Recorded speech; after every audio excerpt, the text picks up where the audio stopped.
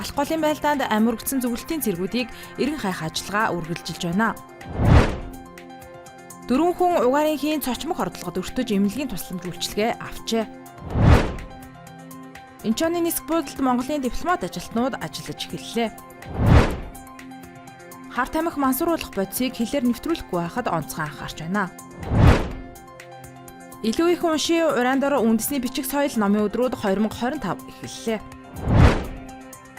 Азийн аврах шалгаруулах шатрын тэмцээнээс анхны мөнгөн медальтан түрэн гарлаа. Ice Global-ийн цөөн хормын мэдээ эхэлж байна.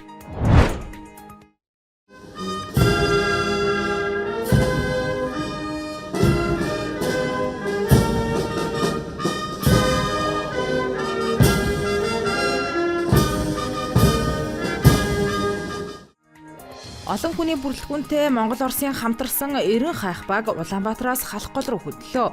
Тэдний гол зорилго нь халах голын байлдаанд амиргдсан зөвлөлтийн цэргүүдийн булшийг илрүүлж боломжтой бол хэн болохыг тогтоох явдал юм а. Тодорхойлбол уг байлдаанд олон мянган Оросын цэрэг дайчид амиргдсан бөгөөд жил бүр тэдний булшийг эрен хайх ажиллагааг Монгол Оросын судлаачид зохион байгуулж иржээ. Өнгөрсөн жил ихэд 27 цэргийн булшийг шинээр илрүүлсэн байна. Энэ удаад судалгааны багт Оросын эрдэмтэн судлаачдаас гадна тус орны өнцөг болон бүрээс цугласан туршлага бүхий 30 сайн дурын ажилтан байлдаан болсон гол зэгт тэр дундаа Ремизовын толгод дээр ажиллана. Мөн анх удаа зэвсэгт хүчний 100 орчим албахаагч нэгджээ.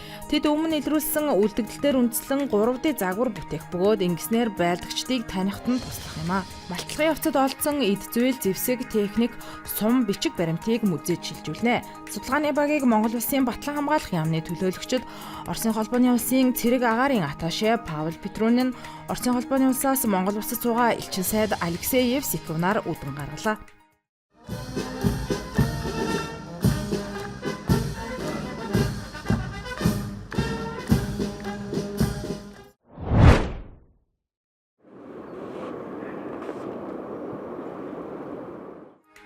Дөрвөн хүн угаарын хийн цочмог хордлогод өртөж эмнэлгийн тусламж үйлчилгээ авсан байна. Тодорхойлбол энэ сарын 15-нд Чингэлтэй болон Баянзүрх дүүрэгт 2 өрхийн 4 хүн угаарын хийн хордлогод өртжээ. Цас бороо Оросын улмаас түлшин орж удаан асаж угаар ихээр ялгаруулснаар угаардах явдал гарч болзошгүй байна. 지난달 22일 인천공항 출국장입니다. 앞서가던 모녀 옆으로 흰색 옷을 입은 여성이 나란히 걷다가 사라집니다. Бүгд найрамдах Солонгос улсад суугаа элчин сайд яамны дипломат ажилтнуудаас Инчоны нисэх буудалд ажиллаж эхэлжээ. Тодорхойлбол хүчин төгөлдөр визтэй Монгол улсын иргэдийг тус улсын хилийн шалган нэвтрүүлэх албаны ажилтнууд хүндэтгэн үзэх шалтгаангүйгээр саатуулах, гар утсуулан бусад зүйлсийг хураан авч хувийн мэдээлэл халдах улмаар албатан буцааж байгаатай холбогдуулан энэхүү албаны төлөвлөлийг тогтмол ажиллуулахаар шийдвэрлсэн байна. 2023 оны статистик мэдээгээр Монгол улсын иргэн 1200 хүн өмнөд Солонгосын хил дээрээс буцаагджээ. Харин энэ он гарсаар 500 орчим хүн буцсан гэх тоо байна.